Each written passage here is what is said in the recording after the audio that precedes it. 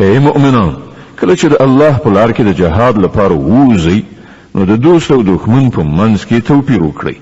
او څوک چې تاسو ته سلام واچوي هغه ته سمدلاسه مه وایاست چې ته مؤمن نه یې که تاسو د دنیا ګټه غواړئ نو له الله سره ستاسو لپاره د ولجې ډېرې زیاتې شتمنۍ شته آخر په همدې حالت کې خو تاسو په خپله هم له دینه مخکې اخته شوي وئ بیا الله پر تاسو مهربانه شو له دې امله له غور نه کار واخلئ تاسو چې څه کوئ الله پرې خبر دی له مسلمانانو څخه هغه کسان چې بې عذره په خپلو کورونو کې ناست دي او هغه کسان چې د الله په لار کې په سر او مال جهاد کوي د دواړو حیثیت یو شان نه دی الله د ناستو په پرتله د هغو کسانو درجه چې په سر او مال جهاد کوي ډیره لوړه ګرځولې ده که څه هم له هر یو سره الله د ښېګڼې وعده کړې ده خو د هغه په وړاندې د مجاهدینو د خدمتونو بدله له ناستو کسانو څخه ډیره زیاته ده د هغو لپاره د الله لخوا سترې درجې دي او بخښنه او رحمت دی او الله لوی بخښونکی او رحم کوونکی دی کوم خلکو چې پر خپلو نفسونو ظلم کاوه پرښتو له هغو څخه د هغو د ساه اخیستلو په وخت کې پوښتنه وکړه چې تاسې په څه حال کې اخته وئ هغوی ځواب ورکړ چې موږ په ځمکه کې کمزوري او مجبورو پرښتو وویل آیا د خدای ځمکه پراخه نه وه چې تاسې په هغې کې هجرت کړی وای دا هغه خلک دي چې استوګنځی دوزخ دی او هغه ډیر بد استوګنځی دی هو کوم نارینه ښځې او ماشومان چې په رښتیا بېوسې دي او د وتلو کومه لاره او وسیله نه مومي کیدای شي چې الله هغو ته بښنه وکړي الله لوی بخښونکی او تېرېدونکی دی څوک چې د الله په لاره کې هجرت وکړي هغوی به په ځمکه کې د پناه اخیستلو ډیر ځایونه او د ژوند تېرولو لپاره ډیره پراخي ومومي او څوک چې له خپله کوره د الله او پیغمبر خواته د هجرت کولو لپاره وځي بیا په لاره کې ورته مرګ راشي د هغه ثواب د الله په نزد ثابت شو الله ډیر بخښونکی او رحیم دی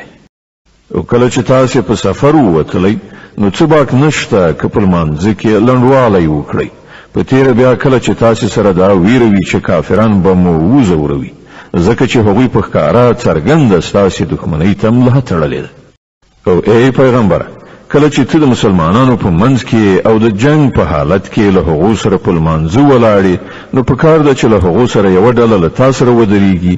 او وسله دې اخیستې وي بیا چې کله هغوی سجده وکړه نو په وروسته دې لاړ شي او هغه بله ډله چې تر اوسه یې لمونځ نه دی کړی را دې شي له تا سره دې لمونځ وکړي او هغه دې هم تیار سي او په وسله سنبال وسي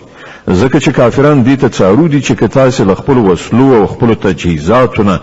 لږ شان غافل شئ نو هغوی به پر تاسې یو وار توی شي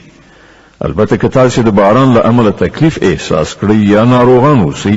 نو په وسله ایښودلو کې څه باک نشته خو بیا هم څارو اوسئ باور ولرئ چې الله د کافرانو لپاره رسوا کوونکی عذاب تیار کړی دی بیا کله چې لمانځه څخه وزګار شئ نو د ولاړې او ناستې او ملاستې په هر حالت کې الله یادوئ او کله چې ډاډه شئ نو پوره لمونځ ادا کړئ لمونځ په حقیقت کې یو داسې فرض دی چې د وخت له پابندۍ سره پر مؤمنانو لازم کړی شوی دی د دې ډلې په تعقیبولو کې سستي مه کوئ که تاسې کړاو ګالئ نو ستاسې په شان هغوی هم کړاو ګالي او تاسې له الله نه د هغه څه هیلهمند یاست چې هغوی یې هیلهمند نه دي الله پر هر څه پوهیږي او هغه د حکمت او پوهې خاوند دی ای پیغمبره مونږ دا کتاب په حقه ستا لوري ته درلېږلی دی تر څو چې هغه سمه لاره چې الله درته ښودلې ده له هغې سره سمه د خلکو په منځ کې فیصله وکړي ته د خائنانو لخوا جګړه کوونکی مه کېږه له الله نه بښنه وغواړه هغه ستر بخښونکی او رحیم دی کوم کسان چې له خپل ځان سره خیانت کوي ته د هغو ملاتړ مه کوه